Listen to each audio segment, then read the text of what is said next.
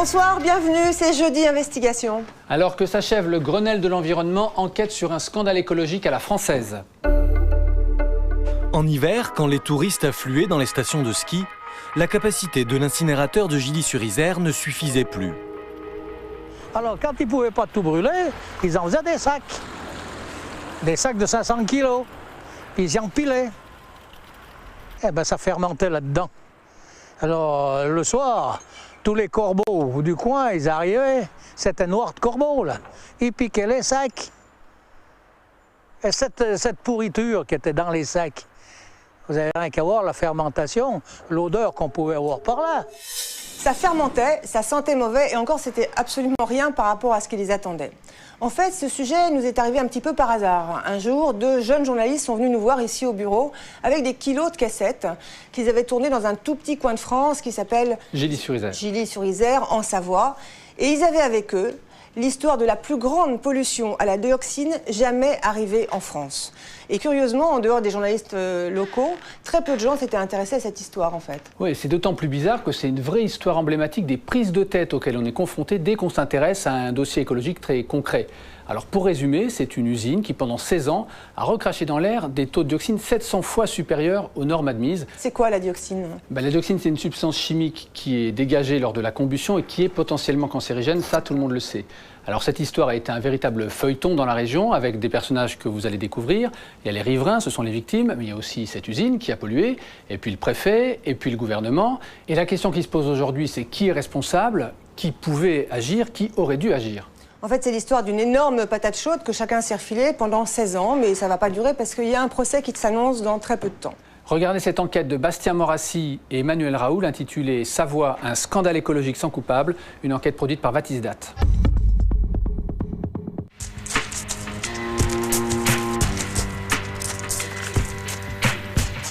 Combinaison de protection et masque à gaz, nous ne sommes pas à Tchernobyl, mais à Gilly-sur-Isère, au pied des pistes de ski, en Savoie. Des riverains dénoncent la plus grande pollution à la dioxine que la France ait connue.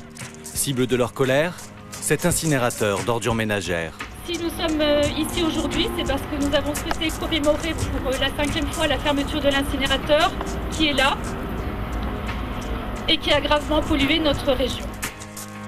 Pendant 16 ans, cette cheminée a recraché ses fumées nocives en dehors de toute norme réglementaire. Aujourd'hui, les riverains portent plainte devant la justice et demandent réparation. C'est pas simplement un dysfonctionnement. Il y a des gens qui dirigeaient l'usine, il y a des gens qui étaient propriétaires de l'usine, qui amenaient les ordures. Il y a une administration qui était chargée de surveiller le fonctionnement de l'usine. Donc on ne peut pas dire que c'est la faute à pas de chance.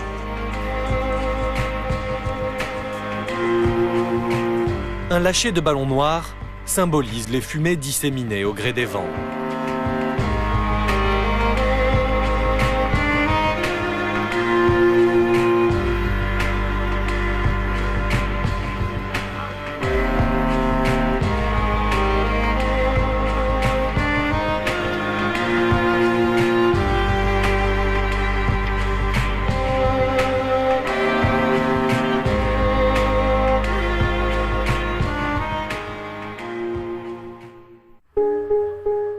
Dominique Frey est garde d'enfants à domicile, dans le village de Grignon.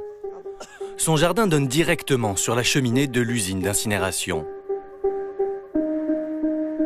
Oui, alors là, à environ 800 mètres, il y a l'incinérateur qui nous a pollué pendant des années. Derrière le rideau d'arbres et les maisons, et même derrière la gravière, bon, voilà. Avant l'année 2001, je me suis absolument pas rendu compte de la pollution. J'en ai entendu parler, j'ai entendu des gens qui s'inquiétaient, mais j'étais pas du tout convaincue. Voilà. J'y croyais pas. Aujourd'hui, Dominique Frey dirige une association de 400 membres, la CALP, l'association citoyenne active de lutte contre les pollutions. À ses côtés, un ami et voisin, Michel Rougier. Il est agent de maîtrise. Ensemble, ils nous emmènent à l'usine d'incinération de Gilly-sur-Isère, dans la commune voisine. À 2 minutes de là, au bord de la départementale, l'usine qui leur a pourri la vie pendant 16 ans. L'incinérateur a été construit à l'approche des Jeux Olympiques d'Albertville pour brûler les ordures de la région. Il a été inauguré en 1985 pour remplacer un autre qui fonctionnait vraiment pas bien. Et il était quand même censé justement répondre à un certain nombre d'obligations et de respect de l'environnement. Et donc ici étaient pris en charge les déchets du bassin albervillois? Donc voilà, du bassin albervillois, environ une 50aine de communes. Vous passiez la journée, vous voyez des monticules d'ordures, et toute la nuit, ça brûlait. Donc ça brûlait en sur-régime, et il y avait une odeur vraiment intenable. L'incinérateur rejetait aussi de la poussière grise, un véritable fléau pour tous les habitants des pavillons alentours. Voici Pierre Ivanès, un ingénieur à la retraite. Les désagréments, il les a subis tous les jours pendant 16 ans. Le CEDRE vous indique la direction grosso modo de l'incinérateur à 1,5 km. Pendant les années 90, que nos fruits, les pommes, etc., le linge, la voiture étaient couverts de poussière noire. Et quand l'usine a fermé, je disais à Paris, l'usine a fermé, ouf, on voit le ciel. On pouvait voir le ciel, on pouvait voir... Du jour au lendemain, je dis enfin, les fruits étaient propres, tout était propre. Évidemment, puisqu'il n'y avait plus du tout d'émissions de poussière. Dans la vallée d'Albertville, au pays de l'or blanc, l'usine fait l'unanimité contre elle. Jean Brusquette est agriculteur. Son champ se trouve à 500 mètres de l'incinérateur. Ici, il faisait paître 35 vaches. Ça, c'est du sport qu'il ne faut pas trop. Eh ben, l'incinérateur, il est là. Bon, et comme je vous dis, les vaches, elles venaient coucher là, la nuit. Elles avaient le gravier pour faire une barrière pour le courant d'air. Elles boivent à côté, elles étaient à l'idéal. Mais après, à la fin, elles ne venaient plus. Elles ne venaient plus. Pourquoi, là? Mais elles ne venaient plus parce que ça sentait trop mauvais. C'était épouvantable, je vous dis. Il y avait de quoi faire rôter un chien, vite dit, il faut parler carrément. Il aurait fait, je vous dis, rôter un chien, c'est même peu dire. Dans la journée, l'incinérateur ne rejetait pas seulement de la fumée, mais aussi des cendres.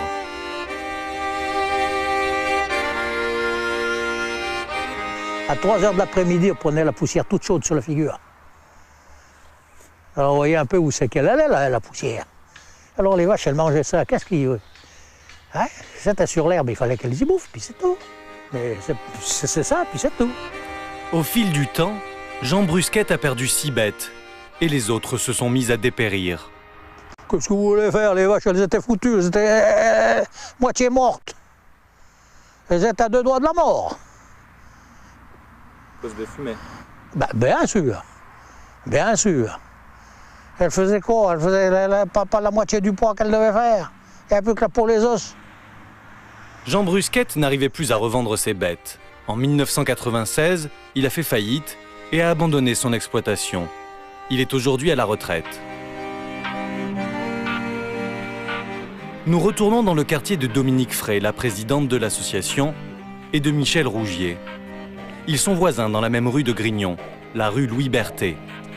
Selon eux, la pollution de l'usine toute proche a provoqué de nombreuses maladies graves chez les riverains. Dominique Frey a développé un cancer du sein, dont elle a guéri depuis. Michel Rougier, lui, est atteint d'une leucémie depuis 1996. Effectivement, bon, j'étais avec mon épouse, on était tous les deux atteints d'un cancer en fin de vie.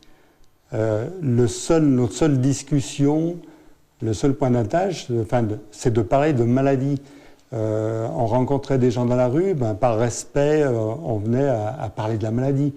Alors on me disait, tiens, un tel a ça, pas loin. Et à force finalement d'avoir ce genre de conversation, on a commencé à faire une comptabilité. Sur la rue Louis Berthet, j'avais répertorié 25 cas. Ces 25 cas sur, je sais pas, 1 kilomètre que représente la rue, je pense que c'était quand même important parce que finalement, c'est pratiquement une maison sur 3. Le père de Michel Rougier, qui habitait également Grignon, est mort d'une leucémie l'an dernier. Sa femme est aussi décédée des suites de son cancer en 2002. J'avais envie de faire quelque chose, il fallait le faire. J'avais même à cette époque-là, contacter des personnes qui étaient malades.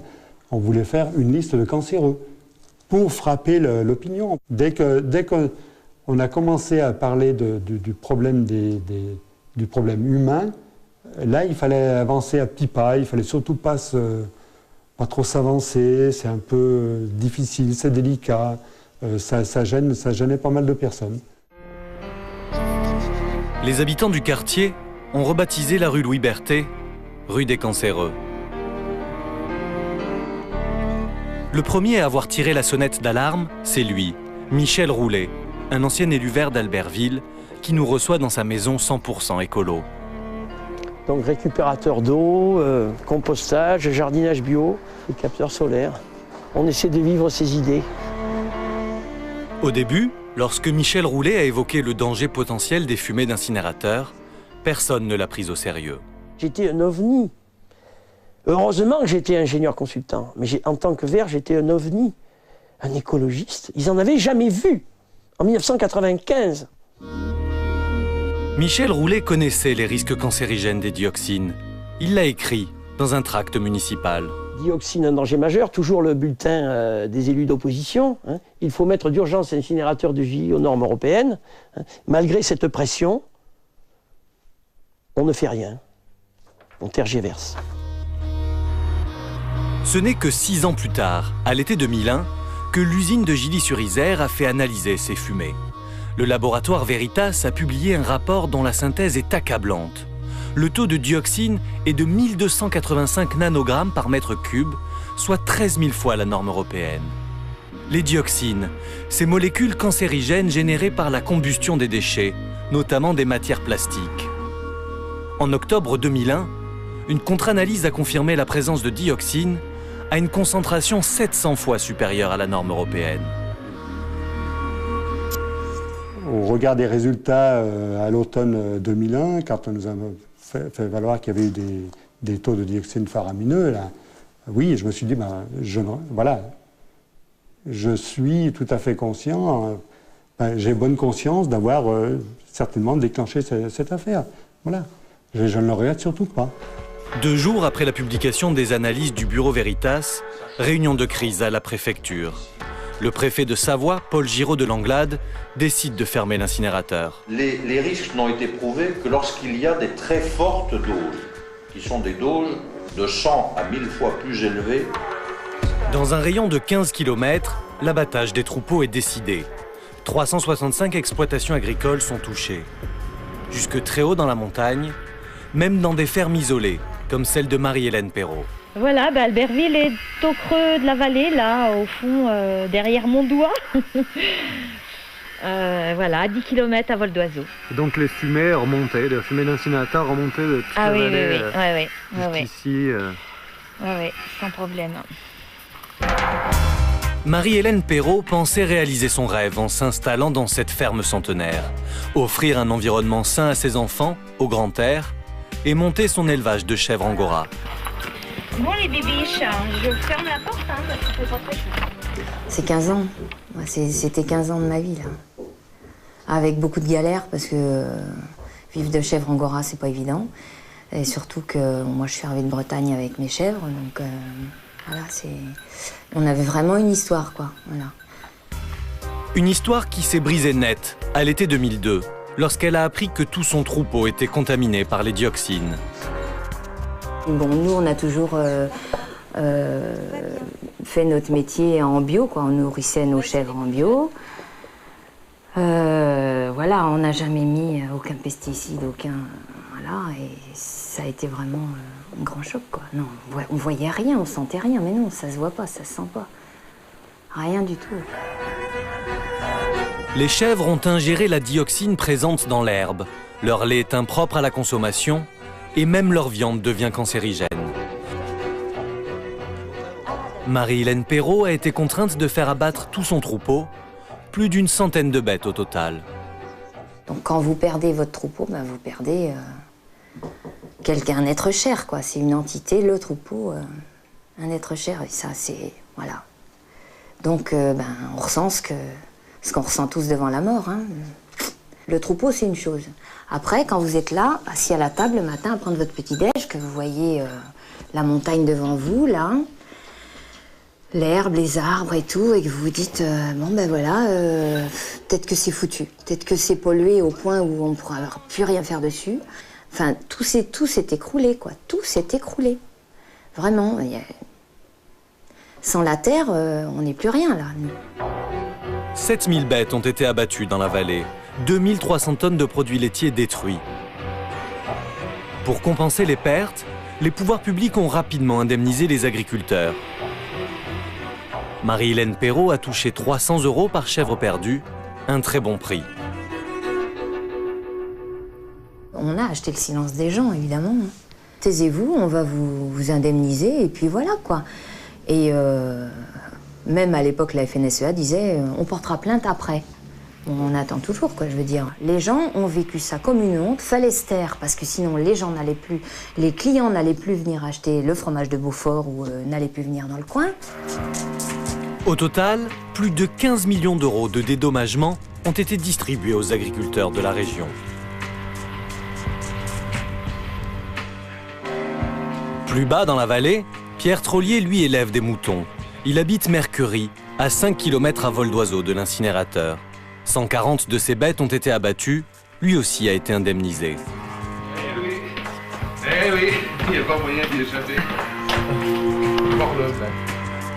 Mais Pierre Trollier n'est pas dupe, car il sait bien qui a réglé la note. Le contribuable qui a payé le remboursement pour le moment. Nous Enfin, toi un petit peu, puis nous. Nous, on a craché à tous les bassinets. Il faut être réaliste. Pollueur-payeur. Ah bah là, à l'occurrence, Albertville, c'est le principe du polluer-payeur. Après les animaux, il a fallu s'occuper du fourrage, la nourriture des bêtes, elle aussi contaminée par la dioxine. 10 000 tonnes de foin pollué ont dû être retirées du circuit et entreposées sous des bâches. Je peux pas vous faire la saga du foin, parce que c'est épique. Ça a été... Mais un chef d'entreprise qui gère ça, mais au mieux, on le met en prison. Fallait stocker le foin sur une aire de stockage étanche, mettre du plastique en bas, mettre le foin dessus. Donc dès qu'ils ont essayé de mettre du plastique par terre, avec les tracteurs qui empilaient les balles rondes, bon, il n'y avait plus de plastique, donc on a déjà abandonné ça. Il fallait le bâcher, donc ça a été bâché, mais au premier coup de vent, tout est parti. C'était un stockage immonde, plein de rats, enfin bon. Le site de stockage principal se trouvait ici, à 200 mètres de l'incinérateur. Jean Brusquette, l'agriculteur en faillite après la mort de ses vaches, connaît bien ce terrain communal discret. On ne voyait rien puisque c'est entouré de bois. Ouais. C'est pour ça que beaucoup ne connaissaient pas le coin. Ceux qui le connaissaient, c'était les gens du pays, les chasseurs, et encore de nous, rien qu'à Grignon, moi je suis sûr et certain qu'il y a des gens qui ne connaissent pas le coin. Là. Les 8000 tonnes de foin contaminé stockées ici ont été transférées fin 2006 dans une fosse juste en face de l'incinérateur. Ce terrain est désormais impropre à l'agriculture. Ça c'est tout du foin, regardez. C'est du foin pourri, c'est tout. Regardez là, ça en est une motte aussi. Regardez, voilà. Quand on voit ça, tu vois, ça te retourne. Dégueulasse.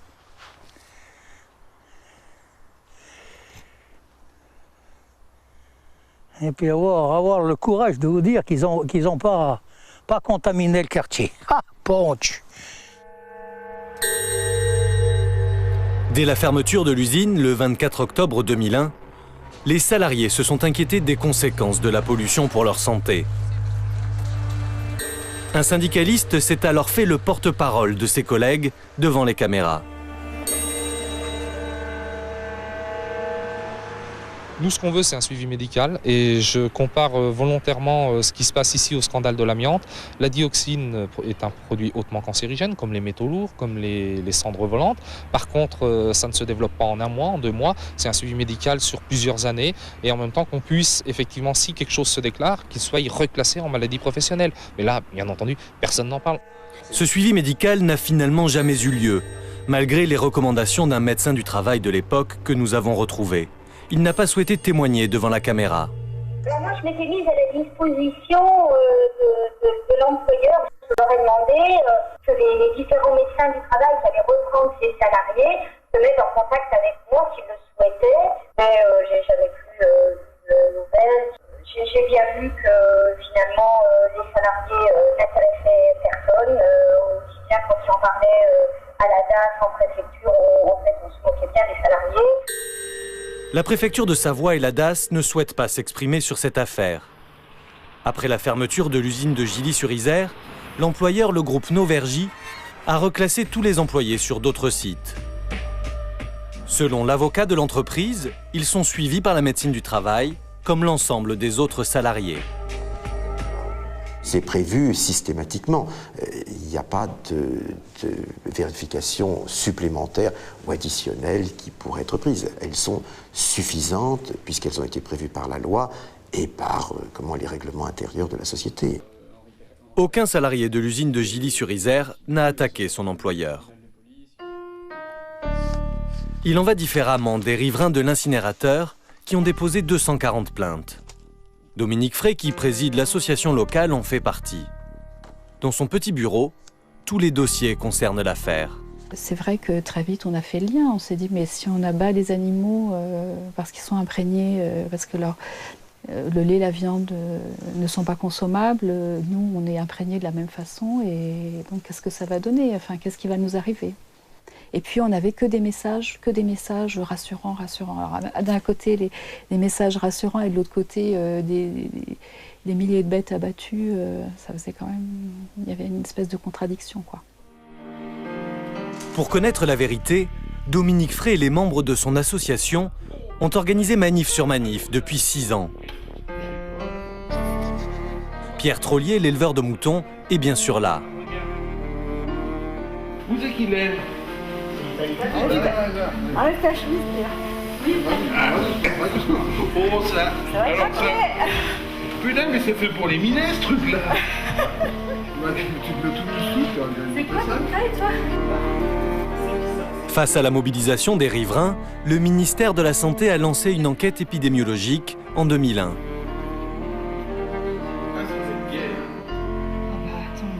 Si on avait eu plus de temps, on aurait fait imprimer dioxine dessus, mais... Paris, Cité des Sciences, novembre 2006. L'INVS, l'Institut national de veille sanitaire, rend ses conclusions sur l'étude épidémiologique lancée 5 ans plus tôt. En conférence de presse, Gilles Brucker, directeur de l'INVS, présente les résultats. Le souci sera donc celui, comme toujours, de la transparence sur tous les résultats. Bien entendu, ça c'est une règle à laquelle nous ne dérogerons jamais. Mais c'est aussi d'essayer d'avoir avec vous une démarche, appelons-la peut-être très pédagogique, parce que cette étude a porté sur 2,5 millions de Français vivant aux abords de 8 incinérateurs différents, dont celui de Gilly-sur-Isère. Et là, ce que nous avons comme résultat, montre que les cancers sont plus fréquents pour les populations qui vivent près des incinérateurs. Et c'est vrai pour des cancers comme le cancer du foie, comme le sarcome des tissus mous, comme le lymphome, qui est une sorte de cancer ganglionnaire. Mais c'est vrai également pour le cancer du sein. Il y a eu visiblement une surincidence des cancers de l'ordre de 7 à 10% suivant les cancers que je viens d'évoquer. Le lendemain, à Chambéry, c'est la préfecture de Savoie qui organise une conférence de presse. Objectif, détailler les résultats locaux de l'étude épidémiologique. Et là, surprise, les statistiques nationales ne seraient pas confirmées à Gilly-sur-Isère. Ces 4 études locales n'ont pas montré qu'il existait un lien entre les émanations de l'incinérateur et la survenue de cancer. Pourtant, l'incinérateur a dégagé jusqu'à 700 fois le taux autorisé de dioxine? Est-ce qu'il n'y a pas un... Je sais pas, on peut se poser des questions quand même. Oui, attendez, je réfléchis à ma réponse. Hein. Allez-y. Votre question, c'est de dire pourquoi est-ce que alors qu'on a un tel taux qu'on ne retrouve rien. Pourquoi il n'y a pas de relation, voilà. Enfin. Mais il ne faut pas chercher d'explication sur la relation entre le taux de dioxine qui a pu être émis par l'incinérateur et l'absence d'effets observables. L'étude locale conclut: les résultats ne justifient pas la mise en œuvre de nouvelles études, de mesures complémentaires pour réduire l'exposition, ni de suivi particulier de la santé des personnes exposées. À l'extérieur de la préfecture, Dominique Frey, la présidente de l'association des riverains, ne sait plus quoi penser. Alors c'est un peu de la confusion, un peu de l'incompréhension, un peu de la perplexité. Sur le plan national, on nous dit que oui, il y a des excès de cancer. Sur le plan local, non, il n'y a pas d'excès de cancer, il n'y a pas d'imprégnation des personnes. Donc on ne comprend pas très bien pourquoi et comment ça a pu arriver, alors que c'est un fait que l'incinérateur a pollué de manière majeure. Le Dauphiné libéré titre ironiquement « Dioxine de Gilly-sur-Isère, tout va bien, point de suspension ». Dès le lendemain, à Albertville, une réunion d'information publique est organisée dans cette salle communale. Dominique Frey et Pierre Trollier, l'éleveur de moutons, sont bien sûr présents. De grands panneaux expliquent les statistiques locales. Les auteurs de l'étude sont là aussi, venus défendre leur travail.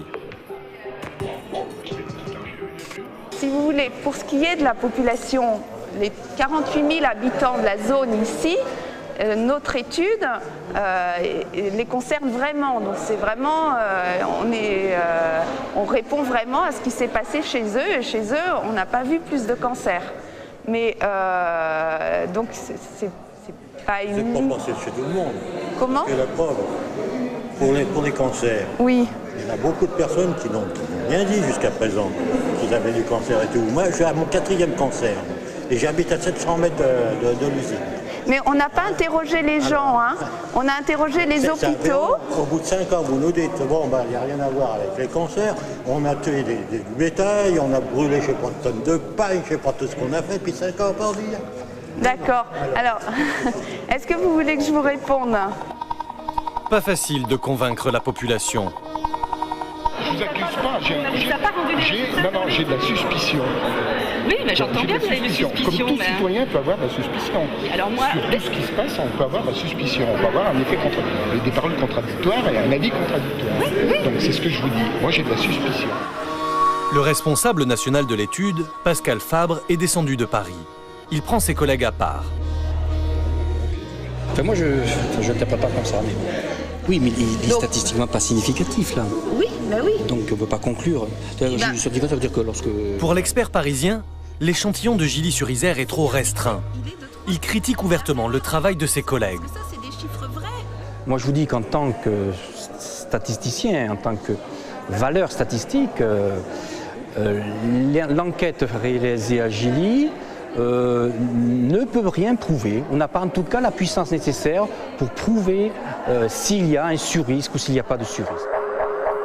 En attendant que les experts s'accordent sur la dangerosité de l'incinérateur, les riverains veulent savoir qui sont les responsables de cette pollution.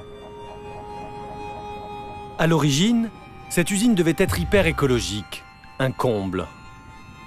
Donc ça, c'est le bulletin municipal de décembre 85. Et ici, donc, on voit la page sur l'inauguration de la nouvelle usine. Donc là, il y a une phrase intéressante. Au cours de son discours inaugural, le docteur Henri Dujol, président du CIMTOM, a insisté sur les préoccupations d'environnement qui avaient présidé à la construction de cette usine. Et donc ça, c'est le discours qu'on retrouve tout le temps, quoi. C'est un discours récurrent. On fait toujours plus que ce qu'il faut. Enfin, on lave plus blanc que blanc. Et au bout du compte, on s'aperçoit que bien qu'on ait dit qu'on lavait plus blanc, en fait, on n'a pas lavé, quoi. Donc voilà, des mots. Des mots. Un salarié de l'usine que nous avons retrouvé affirme que l'incinérateur n'a jamais fonctionné correctement. Les fumées chargées de dioxine étaient mal filtrées. Quand nous parlons à ce salarié, Il ne sait pas qu'il est enregistré.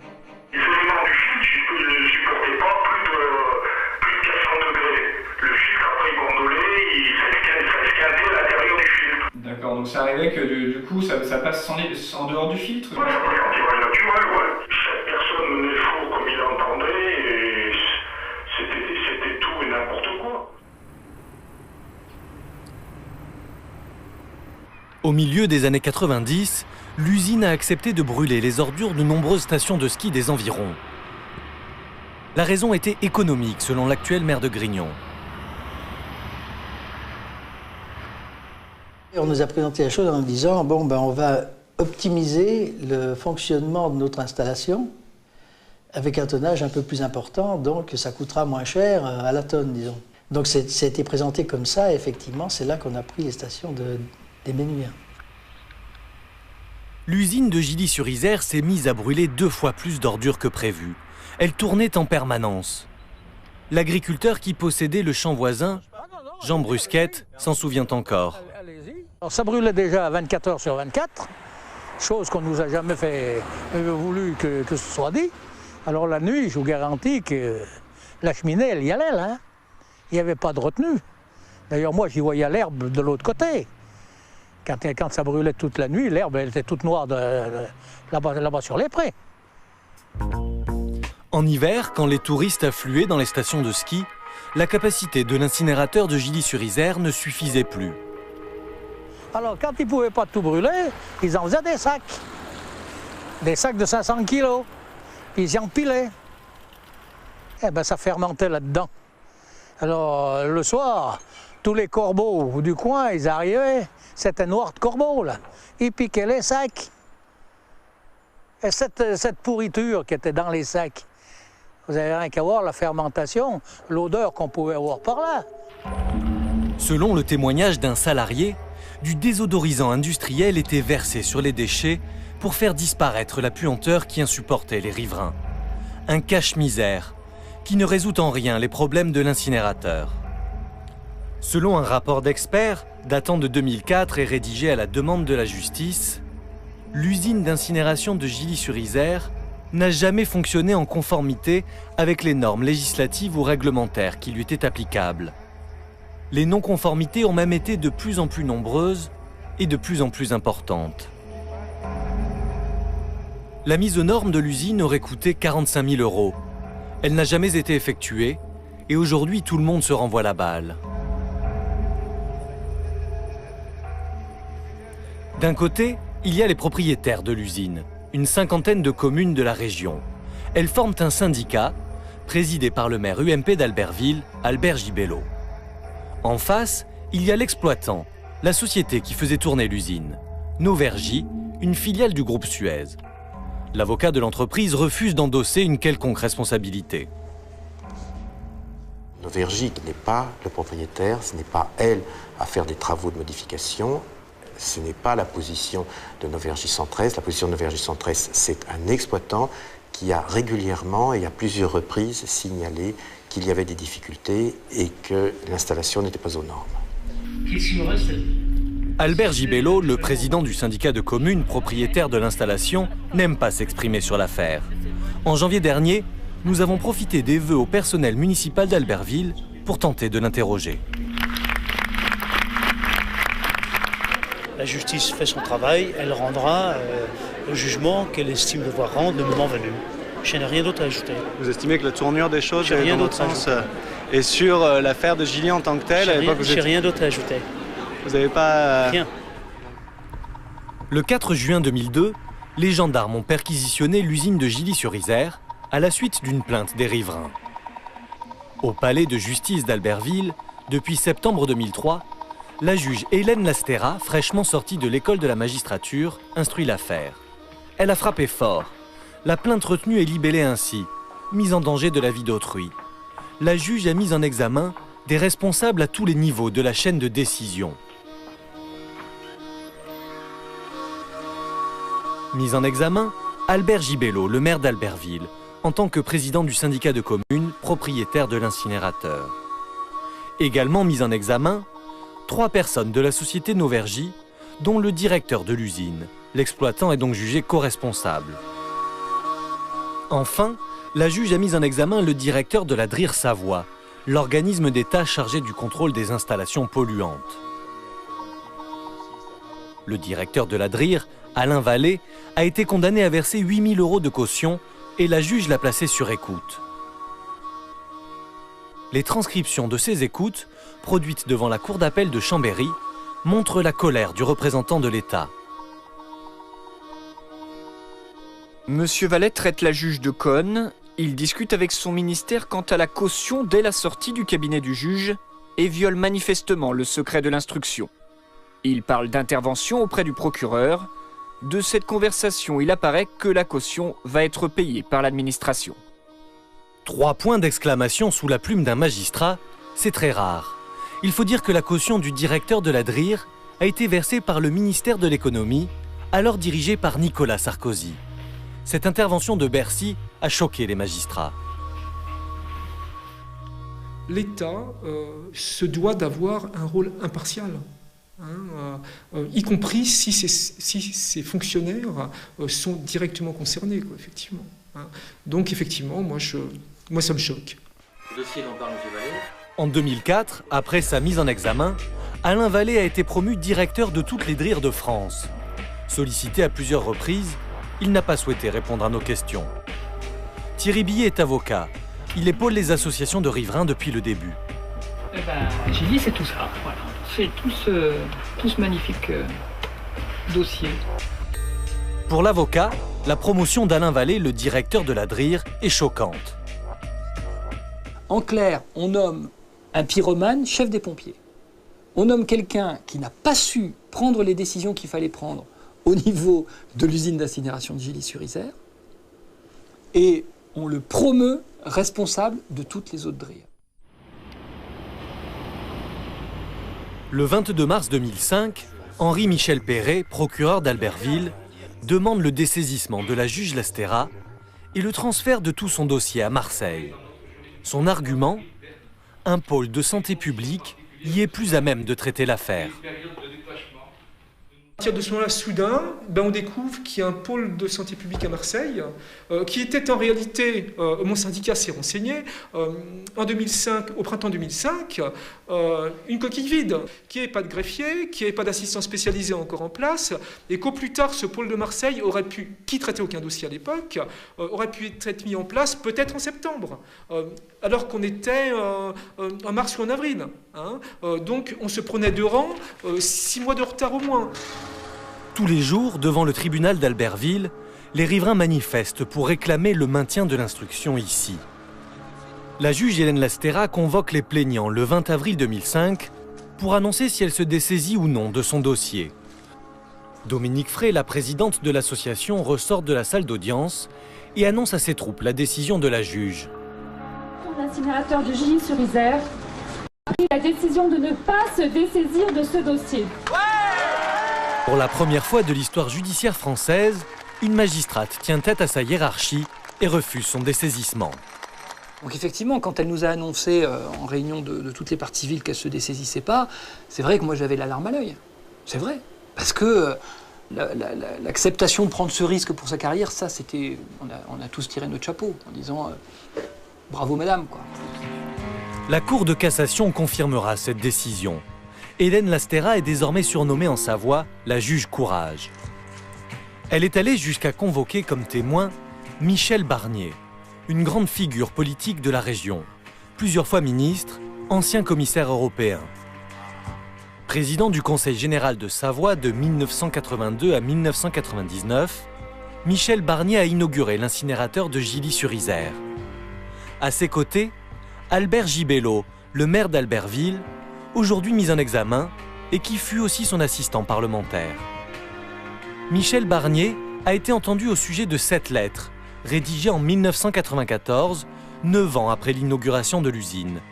Barnier est alors ministre de l'Environnement. Il écrit au commissaire européen qui s'apprête à durcir la réglementation sur les rejets de dioxine des incinérateurs. Je souhaite vous faire part de l'incompréhension que rencontre en France une telle initiative. Le moment où elle intervient apparaît en effet tout à fait prématuré. Michel Barnier redoute que de nouvelles normes sur les incinérateurs coûtent trop cher aux communes. Le renchérissement considérable de l'incinération qui résulterait de telles propositions pour des gains limités pour l'environnement ne constituerait sans doute pas la meilleure affectation des moyens financiers dont disposent nos collectivités locales. Corinne Lepage, successeur de Michel Barnier au ministère de l'Environnement, critique cette initiative. Ne rien faire, c'est déjà quelque chose, mais demander en plus aux autres de ne rien faire, alors là, c'est encore plus grave. C'est pas une malchance et je ne suis pas certaine que ce soit une coïncidence. Bruxelles n'a pas tenu compte de la demande de Michel Barnier et la réglementation sur les rejets des incinérateurs a été renforcée en décembre 1994. Nous avons tenté d'interroger Michel Barnier, aujourd'hui ministre de l'Agriculture, lors d'un déplacement officiel à Châlons-en-Champagne. Monsieur le ministre, s'il vous plaît, une petite question, parce que nous, Vous êtes qui, vous, d'abord? On est journaliste, on travaille, on suit des agriculteurs. Je vois bien que vous êtes journaliste, vous ne savez pas où. On travaille en Savoie, en fait, on suit des... Oui, vous avez été président du Conseil général en Savoie. 17 ans, mais vous n'étiez pas né, d'ailleurs. Voilà. Et en fait, on suit des agriculteurs qui, eux, ont connu un problème assez important, c'est le problème de la dioxine. Je ne sais pas si vous connaissez un peu, c'est cancérigène. Vous étiez président du Conseil général et ministre de l'écologie dans les années 90, et eux, ils disent que cette histoire de dioxine, vous l'avez un peu sous-estimé, ils sont en colère. Qu'est-ce que vous leur répondez à ces agriculteurs? Cette affaire a été instruite par la justice. J'ai d'ailleurs répondu à toutes les questions qui m'ont été posées, comme les ministres de l'Environnement qui m'ont succédé, Madame Lepage ou Madame Voynet. Donc les choses sont claires. Moi, j'ai toujours été très engagé sur ce sujet. Cette affaire du danger potentiel de la dioxine, il faudra regarder, je vous invite à regarder les études qui ont été faites pour en démontrer la réalité. Ont été clairement exprimés et on en a mesuré la rigueur et la difficulté après que j'ai quitté le ministère de l'Environnement. Quant au Conseil général de la Savoie, ceux qui connaissent et qui parlent objectivement de ce que j'ai fait savent que j'ai été un président très engagé sur ces questions, pour la modernisation de toutes les usines. Le Conseil général a été un des premiers à s'engager massivement pour soutenir les investissements de modernisation, la mise aux normes européennes. Néanmoins, comme vous suivez cette question avec attention, vous savez que ce sont les communes ou les syndicats de communes qui sont responsables des investissements. Donc le Conseil général les a accompagnés. Oui, mais voilà ce que je peux dire. D'accord, mais eux, par exemple, je sais ce qu'ils disent. La justice m'a interrogé, comme elle a interrogé les autres ministres. J'ai répondu à toutes les questions et les choses sont parfaitement transparentes. D'accord, maintenant, je vais laisser les choses aller au bout de la discussion. D'accord, mais justement, s'il vous plaît, monsieur le ministre, juste une question sur la question de la transparence. Monsieur le ministre, s'il vous plaît, sur la question de la transparence, vous avez fait une lettre. Il y a une lettre en 1994. Monsieur le ministre, s'il vous plaît, juste cette question. Michel Barnier n'en dira pas plus. Sa lettre a été versée au dossier.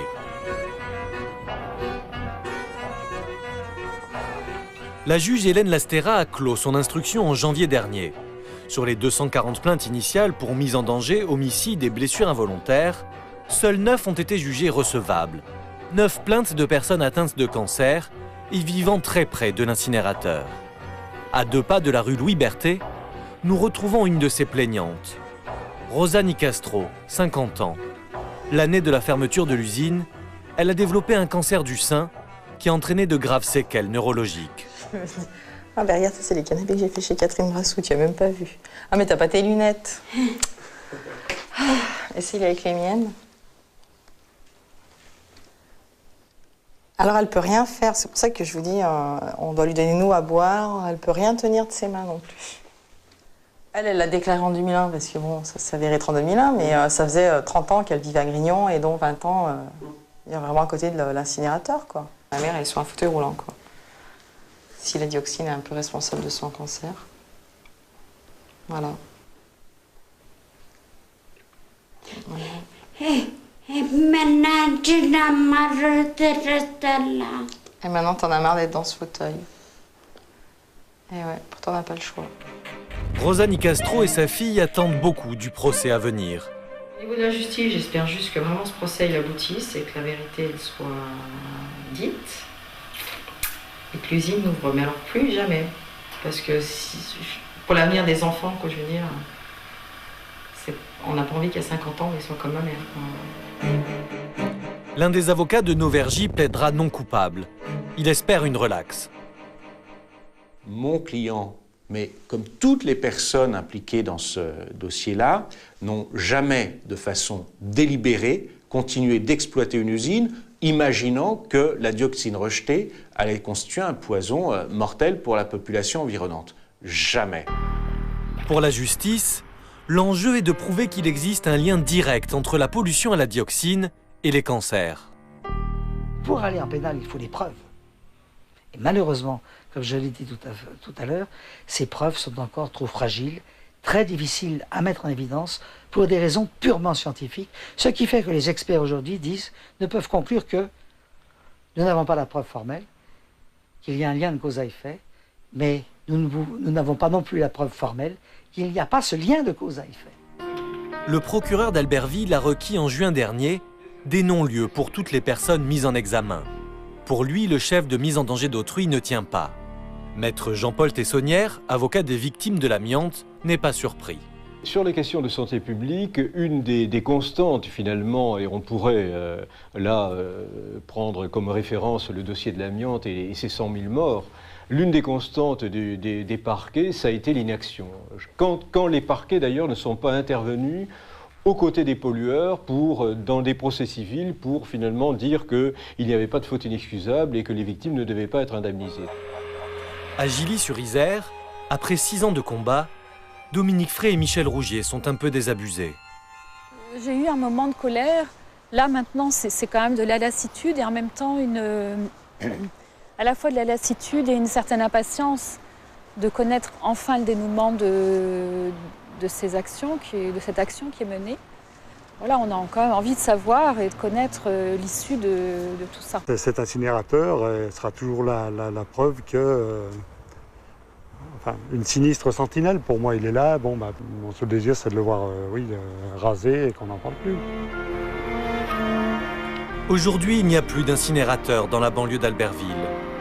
Pour l'instant, les déchets de la région sont envoyés dans d'autres départements. Un projet d'usine propre est à l'étude, mais les travaux n'ont pas commencé et son ouverture n'est toujours pas programmée. L'affaire de Gilly-sur-Isère est un tel traumatisme dans la vallée que l'incinération des déchets ménagers y est désormais bannie. Pas de jeudi investigation la semaine prochaine. Vous retrouverez Jean-Baptiste Rivoire avec son émission d'enquête sur nos modes de consommation. Faites passer l'info. On se retrouvera donc pour Jeudi Investigation dans 15 jours avec un islam comme vous ne l'avez jamais vu, un islam traditionnel mais aussi bien ancré dans le monde moderne avec Internet, télévision et business. D'ici là, passez un excellent moment sur Canal. Salut. À bientôt.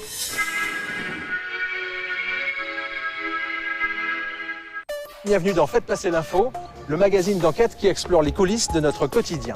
Soutien scolaire, le business de Élisabeth Ier, c'est de voir sa cousine lui succéder ou la remplacer.